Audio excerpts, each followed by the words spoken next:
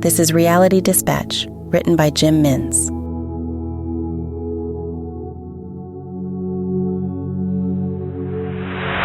He watched as they played their final notes to the crowd, all hailing them as the second coming.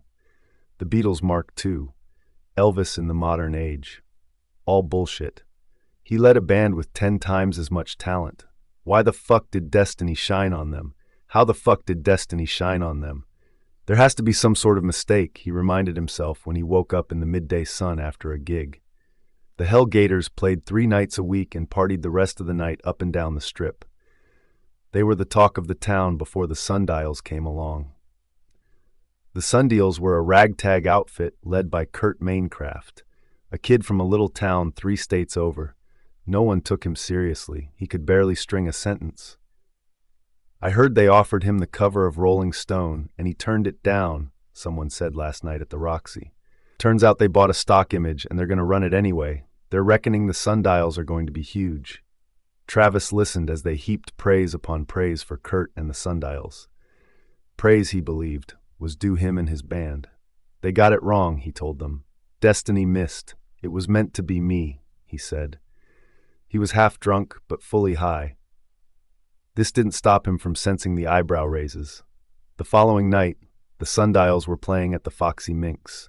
The place was sold out, but he convinced Derek, their mutual tour manager, to get him on the door.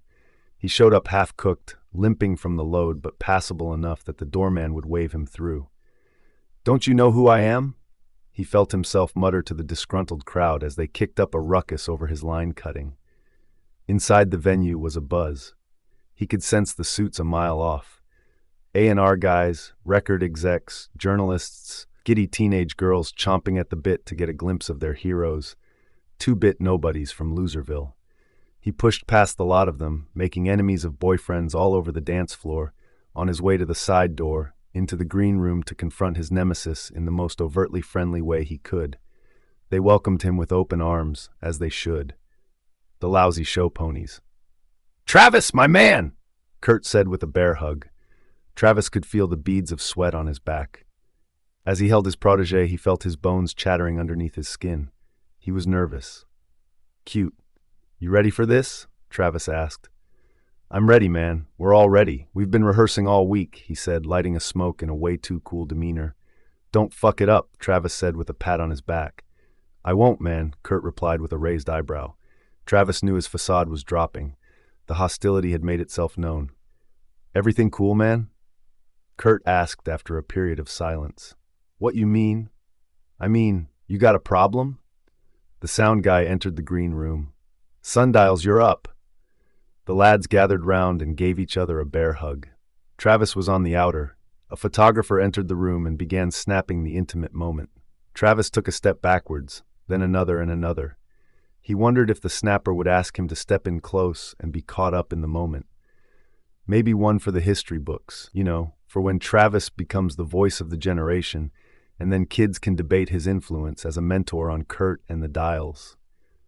Nothing was said. Travis was out. "Let's fucking go," the Sundials yelled as they ran out of the room and headed for the stage. The crowd erupted. Travis could hear it from the room. He picked up a bottle that someone had been drinking from and hurled it at the glass mirror, shattering it into 1,000 shards. A half-drunken bottle of Jack sat by the door, and he scooped it up and downed it as he made his way to the side of the stage. They were 3 songs in. The place was electric. Even Travis had to admit that something otherworldly was going on. Something was special about this night, this show in particular. The crowd was the same, the songs were the same, but he knew. Deep down, somewhere he couldn't explain, this wouldn't just be some ordinary gig. This would be the one where the Sundials had their legacy cemented. He pictured himself as a teenage wannabe, standing on the platform of some outer suburban train station, waiting for his ride into school, reading a Rolling Stone or NME, or even the mainstream fucking newspaper, talking offhand and in the third person about the influence of the Sundials on the youth of today, and how it all started from this one electrifying night on the Sunset Strip. Where history was made, where those who were there never let anyone forget it, and those who wished they were told anyone who would listen that they were. "Fuckers," he said to himself, loudly. No one could hear over the Marshall amps. He ran a finger down the side pocket of his tight black jeans. He felt the jagged edge of the mirror shard he'd placed there. He dared himself to use it. He stood there, listening to their mediocre music, their off-putting lyrics, and bit the side of his mouth hard as he tried to reason, objectively, how anyone in their right mind could choose this band over his. "It's got to be some sort of mistake," he said. 5 songs in.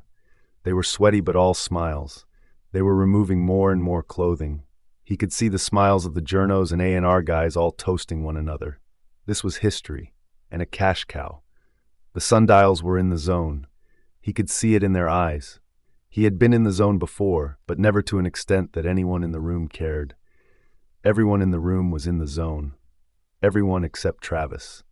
I could grab a guitar, crank up the Marshall, shove Davis out of the way, and start playing my songs right now into the mic. Why not? Who's going to stop me? The sundials? Fuck them, he thought. They wouldn't dare. I'm the godfather of this town. 10 years I've been doing this. They come along in 6 months and steal everything I work my ass off to achieve. They take it all up in a vacuum, suck, while I just have to stand here and watch it from the side of the stage like a fucking schmuck. He found himself yelling over their new song they announced entitled Salt Mine. Not tonight. Halfway through the song, he raced over to Kurt and held out the jagged mirror shard to the singer's throat. He dug the point in, just enough so the kid knew he wasn't playing games. "What the fuck, Travis?" the kid yelled. The place went quiet after a number of girls shrieked. "Call the police," he heard someone yell. He dug the shard in a little deeper. "Stop," the kid yelled. "Not until you tell me how you did it," Travis said. "Did what?" "You know what? You know," Travis yelled. He looked into the kid's eyes, and the kid knew that he knew.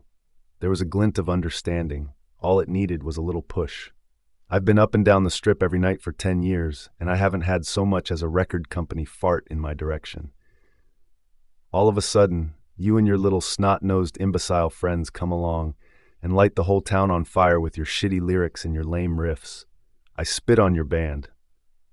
You tell me now how you got these kids to love you, or this will be your last gig.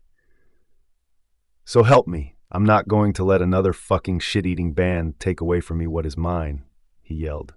He had no idea where it came from. The bitterness had manifested itself out of him. He had no idea he was capable of such destruction, such violence. The crash tackle came not long after. It was the bass player. Travis was on the ground and Kurt held his throat, trying to stem the bleeding, though it was relatively minor. "The cops are here," the drummer said. The house lights were up. Kurt leaned down to his attacker. "You have to sell your soul, Travis. Don't you know this?" he whispered. Travis looked him in the eyes and could see his unwavering nerve. "You never offered yours. Had the man known, he would have made this all for you too. Why didn't you say anything?" The police arrived and lifted Travis to his feet. They cuffed him and escorted him from the room. A plastic cup full of beer, hurled from across the room, landed square in his face. Then another, and another. The officers performing the arrest yelled at the crowd for their behavior. They threatened further arrests if more beers were thrown.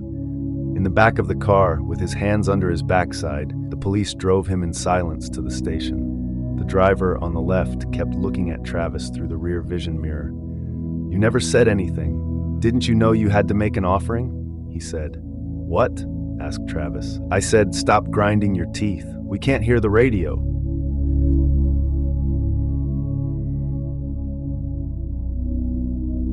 For more stories of fact-based fiction, head to jimmins.substack.com.